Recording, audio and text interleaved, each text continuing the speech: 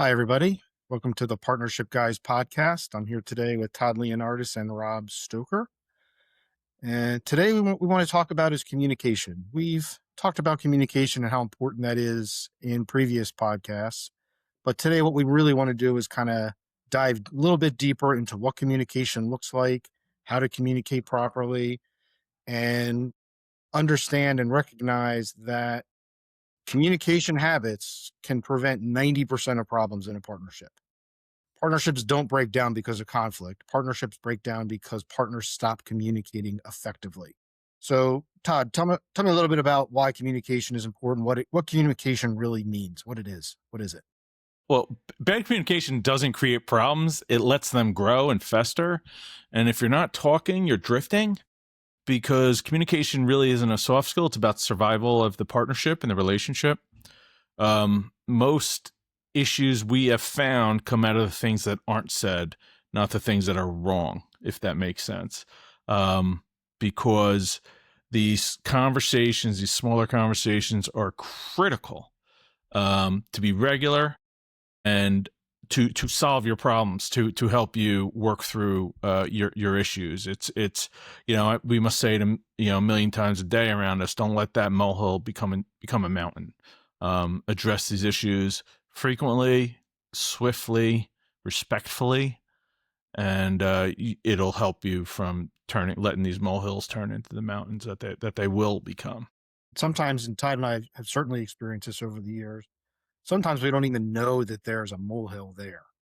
But the fact that we communicate all throughout the day, just about random stuff, brings up these little things that we didn't even realize were there. So nowadays, we can even address stuff before we even realize it needs to be addressed. And sometimes the small issues, they feel relatively petty. You're like, I'm not even going to bother them with that. So they get ignored. And then over time, you put enough of those, it's death by a thousand cuts. Over time, you will, ignoring the issues will just compound the resentment. So it's critical that we don't ignore these things and you have these conversations, even if they feel a little uncomfortable or petty. I'm not saying be a nitpicker by any means, but there's legitimate small issues that can turn into very large ones. Yeah, there's a reason why they call them hard conversations. They really are difficult conversations to have. They're difficult conversations to start.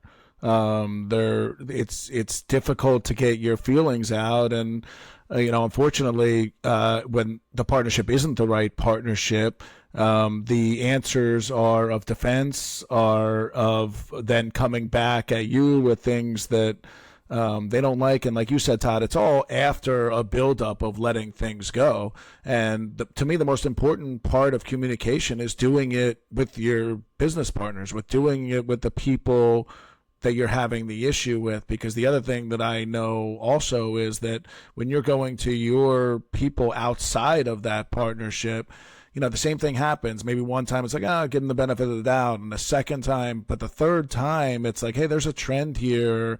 And you're talking to the wrong person. You're talking to somebody that can't help your situation. And that's what I love about what we're doing is we're getting involved in the conversation and saying we can help with that. Those difficult conversations, we can help with those because they are hard. The easy thing to do is not to have them. The easy thing to do is ignore them. I'm going to go about my life, and I'm going to go out and have a nice dinner and a drink and whatever it is. But it's still there. It doesn't go away because you do that. It's just avoiding it. If you don't say it when it's small, you're going to fight about it when it's big. It's really that simple. Right, because these issues that get ignored because you think it's not a big deal or it'll fix itself, those just compound over time, and then you start to resent your partner because of whatever it is happening. You start making assumptions. It's much easier to address these things when they're small, when they're fixable, before they become just these huge mountains, from these little molehills. And when they're conversational, like not every interaction needs to be this formal grievance. It's about setting up a good cadence to talk to each other.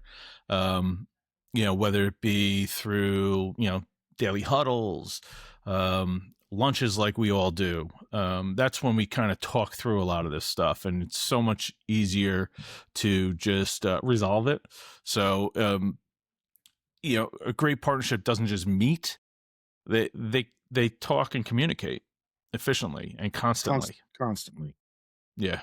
And then after that communication, things should get better. It should feel really good to have that communication, and there should be, a instant improvement in not only the relationship but the business and focus and everything like that. It's so healthy to have those conversations. It feels really good. The hard conversations that you feel like you need to be had to get things off your chest and to just say, hey, this is what I'm feeling. It feels really good to do that, and it feels really good to receive that too. It's to hear, oh, I didn't even realize that that I did that, or that I was so focused on what I was focused on, and thank you for bringing that to my attention. It's like, hey, no worries, let's move on, and that feels really good to do that. Difficult conversation to start, but at the end, if it's healthy, it's right. I mean, if you're not used to communicating with your partner on a regular basis, it's going to feel pretty uncomfortable to start, right? If you're going to start doing it on a regular basis, but eventually it just becomes natural. It's just the normal thing. I mean, Todd and I, share an office, and we're constantly uh, talking to each other. We're constantly just walking into each other's office and just sitting down, and we see what happens. It's just natural conversation. And that's what really builds trust. That's what really builds that respect for each other, because we really get to know each other on a personal level. It's not just about the business. It's about, really just understanding somebody on a personal level. The key I found is just being honest, even when it is uncomfortable. You get a little more comfortable with the uncomfortable.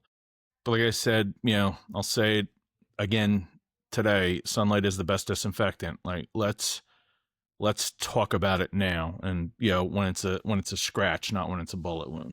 Yeah, even when it comes to decision making, and we talk about it, how hard times get, and when businesses start, most of us start businesses and there's an excitement about it and everything seems great, and it's not like all these things are hammered out before you open doors or before you do any business. You're feeling your way through starting it. And so, in so many business I've had, just the next thing I know, we're in it. One way or the other, we're in it. Successful and not successful.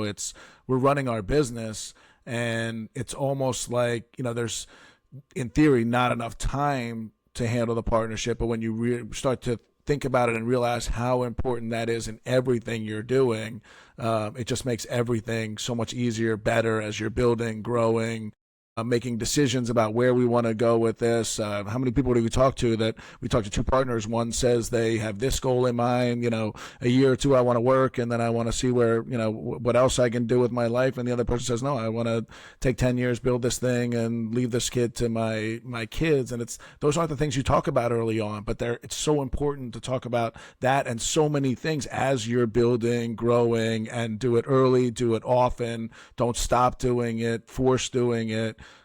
So important to constantly communicate.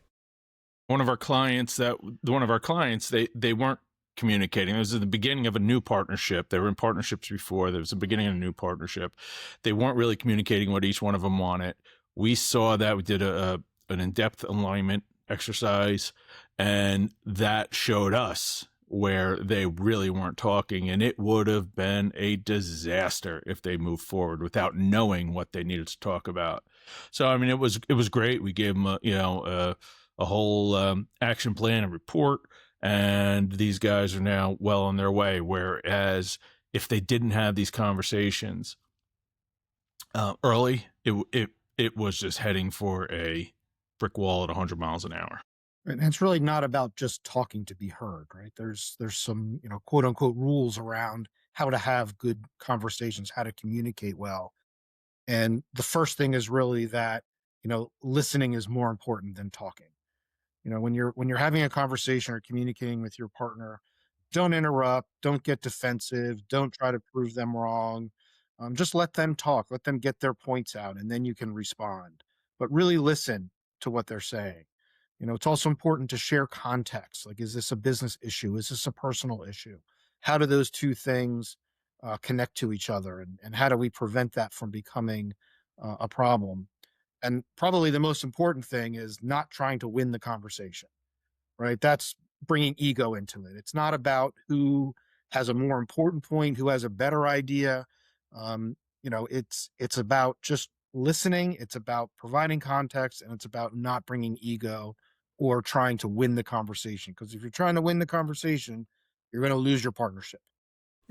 Which is hard. It's one of the chapters of your book that, when I read it long before it was a book. Ego is not your amigo. It sounds simple, but it's there. We're all a certain personality as business owners, as leaders, where we think the way we think, and it's all different.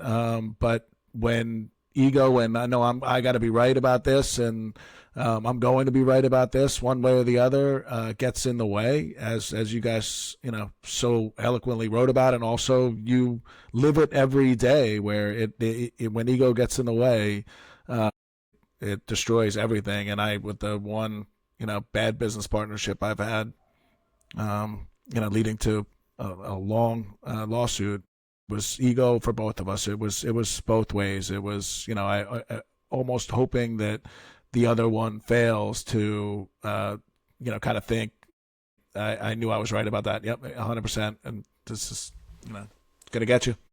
And it's a dynamic situation. Like, just because yesterday we had a conversation and it was very open and vulnerable and no ego, doesn't mean that today we're having a conversation and I'm not bringing ego into the equation. I mean, it's happened many times over the years. I'm working on a big project and I want to bring the final result to Todd or you guys or whatever it is, and all of a sudden I'm getting criticized. It happened the other day.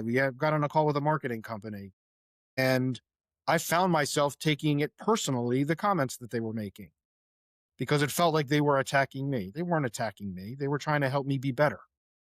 Right? And as soon as I realized that, I was able to really open my mind to what they were saying, and how I can work with them. Now, they're not a business partner; they're a marketing company that we work with, but it's the same concept. It's still a Right? partnership. Yeah, Absolutely. It's totally. just because it's not an internal business partnership. You have partners in every aspect of your business and life. So the lot of everything that we talk about really pertains to those relationships as well. The key customers, key vendors, they're all partners. Yeah, and that was, the way it was said to you, Stephen, to me, is what we want. We don't want to be told we're right, or that doesn't do us any good. We want to hear, you're doing this, but you can do this better, and you can do this better, and you can do this better, and we want to take it from an open mindset of, I want to listen to those experts, and have that expertise, who are taking an outside angle and saying what they're saying. Everybody's got their different perspective, and that's why I love this. I love when we talk to people like that, who are looking out for us, appreciate what we're doing, know we're doing it for all the right reasons, and are just looking at it like, hey, you can impact so many more people if you do things this way, or look at it this way, or kind of taking what we're doing and what we're talking about, and how we can impact the most people. It's sometimes it's hard conversations of, have you guys thought about doing this? Is kind of saying, like, how did you not think about doing this? You should be doing this. And if you take it a different way, just like all communication, it can be taken a lot of different ways. But if it's constructive and it helps you, the partnership, the business, it just makes everything so much better. Yeah, I mean, communicating frequently solves most of the problems. Doesn't allow you to avoid the problem. The problems are coming. You're going to get kicked in the pants. That's for sure. But strong partnerships really don't avoid those problems. They outcommunicate them. They find a way to be able to solve those problems before they become a real issue. And that's through regular and constant communication and listening. Yeah, communication is the cheapest and most effective insurance policy for your partnership. It's critical in the success of it. So just keep talking. Absolutely. All right, guys, great conversation. Thank you. It was good communicating with you. See what I did Yes, there? of course. As always. Thanks, everybody, for listening. This has been the Partnership Guys podcast. I want to thank Rob and Todd for being on today, Thanks, Steve. and we will catch up to you next time. If you want to leave any comments, please do so, or visit us at thepartnershipguys.com. You can hear these podcasts on YouTube, Spotify, Apple Podcasts. Check it out, and we will talk to you next time. If you like some written word, go to LinkedIn, go to Substack. We have tons and tons and tons of resources out there. Please take a look. Yeah, please take a look.